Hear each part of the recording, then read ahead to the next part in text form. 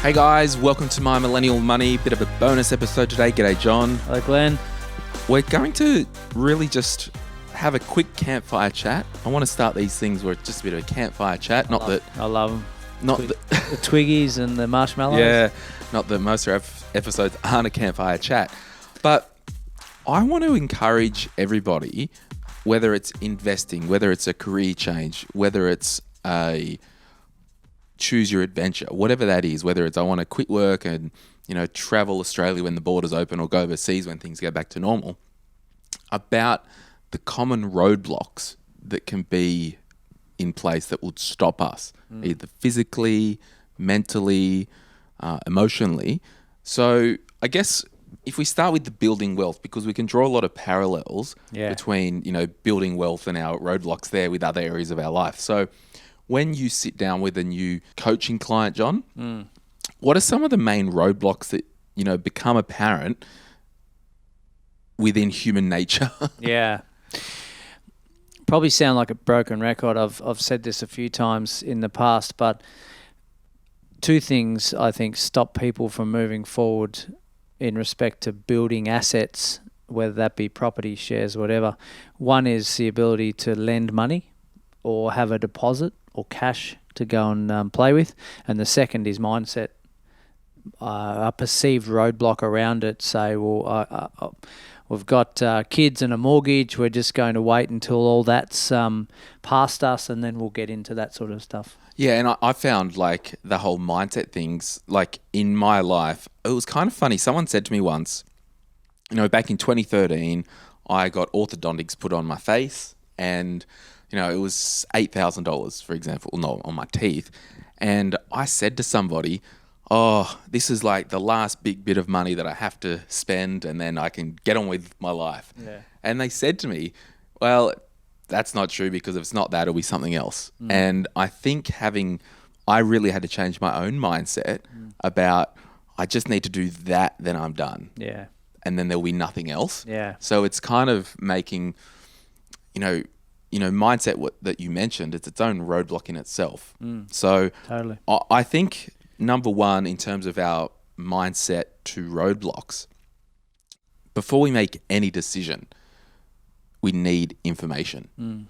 So whether that is I'm buying a new house, you just need information to make that decision. Yeah. And the decision doesn't have to be to do it. The decision can be not to do it. Yeah. Yeah, there's a lot of perceived risk out there.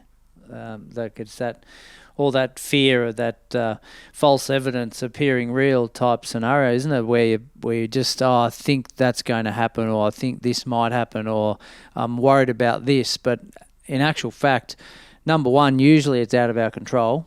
And number two, it's probably not, when we dig down and actually look at the numbers and the scenario, it's probably not even there to begin with. Yeah, so I guess in this little fast campfire chat about roadblocks, what I want to encourage anyone to do, if you've got this idea that I want to buy that house, invest in an ETF, start a new career, study a course, I want you to get old-fashioned pen and paper and maybe have 3 columns. In the first column, write down, it's like the yes column, everything that could go perfectly, what are the opportunities? Yeah. In the no column, I want you to put down what are the potential things that could go wrong, and it could be it was a waste of money, I didn't like the course. Yeah. And then in the third column, you might just think of anything else. So yes, no, other. You might also have a fourth column and maybe in each of the line items, put a dollar figure, either upshot or downshot. So at least, we've got it out of our head onto paper, because the risk is we live in our own head. And if I can be real for a moment, when I actually once in 2011, when I started my own business, I started the business in 2010. In 2011, I had a joint venture with an accounting firm in the city, and it was very stressful. And it was kind of the first quote unquote breakdown that I had. And I laugh now because hindsight's amazing. But going through it, anyone's going through some type of heavy mental load, it's not pleasant. But I actually went to a psychologist. Amazing miracle that I could see someone at 7:30 p.m. He was over at Tugger, and he worked late and just to help people. Anyway, I got into this guy. I left Sydney, drove straight to his office, and the first thing that he did with me was he sat me down and he got his pen out and he said, "Just look at my pen," and he waved it for 10 minutes in front of my eyes. And he says, and that just fully reset me and calmed me down. Yeah. And what that did was it got me out of my head back into my body. Yeah. Now, why I say write this stuff down, because we need to get it out of our head.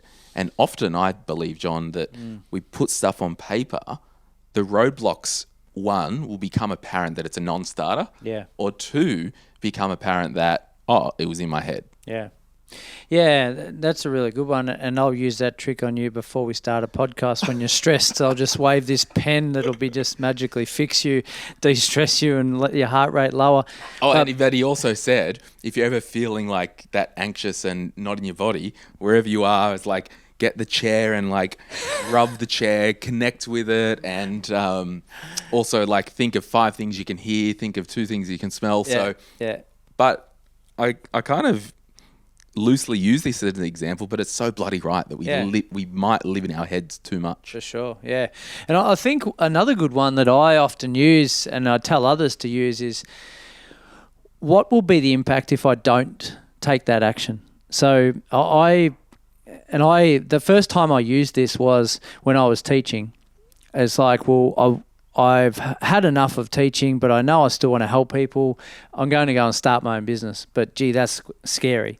So if I don't do that, if I don't take the plunge to go and start my own business, I'm a teacher for the next 30 years. That scares the life out of me. There's no way I'm going to do that. So that actually pushes you to make a decision.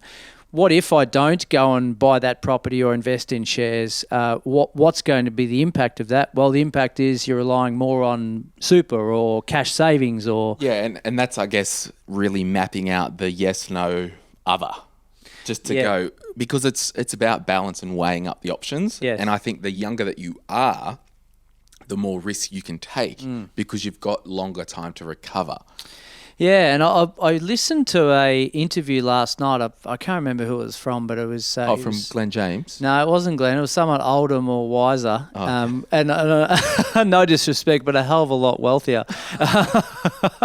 No offense taken. No. Now, someone asked him, it was an interview, and someone said, are you less riskier the older you get? Because that's usually the pattern. And he said, no. He said, if you've got the knowledge and you've got enough experience, your risk level should actually increase. Yeah, and I think it's a capacity as well to, again, we get data, we write down the yes, no's, maybes, amens and all that, the costs, and then we make a calculated risk almost. Yes. So it's like, yes, we can't remove risks, but it's getting your body and your mindset acclimatized to living in that agile, risky world. Yeah, that's right. Yeah, so that's interesting. I don't know if we've changed heaven or earth, but I just really hope it's been an encouragement for those who might have a roadblock in their life and they can't see a way through. Yeah. And it could also be, John and I recently, and I don't know when it's going up or how it's going up and if it will be in the Facebook group, but we did a review of one of my own investment properties, and the course of action was to do nothing. And it was a perceived roadblock. We got some data. We talked it out. Yeah, we've got facts now, haven't we, that we can act on, good, bad, or otherwise. Yeah, so, and I think, John, like we've said it before, but in this climate, I believe if you are qualified, you are ready to go with your business, your side hustle, whatever, take that risk. Yes, the headlines say it's a recession, but if you can start a business in the worst time and get through it, imagine what you'll be like in the best times. Totally, yeah. But that's the same with career change. If you can do a career change in the worst times and get through it, imagine the resilience you'll have in the good times. Yeah, and I'm going to look down the barrel now when I say this, that there's never a perfect time. We're never going to be able to wait around for something where all the stars align and I can just pull the trigger. The fact is, there's always going to be a perceived roadblock or a non-perfect time. You've just got to act. Yeah, so there we go. Hear ye, let this be an encouragement. I'm a town crier. Yes. All right, guys, thanks for having a chat with us today. Thank you. We'll see you soon. Bye. Bye.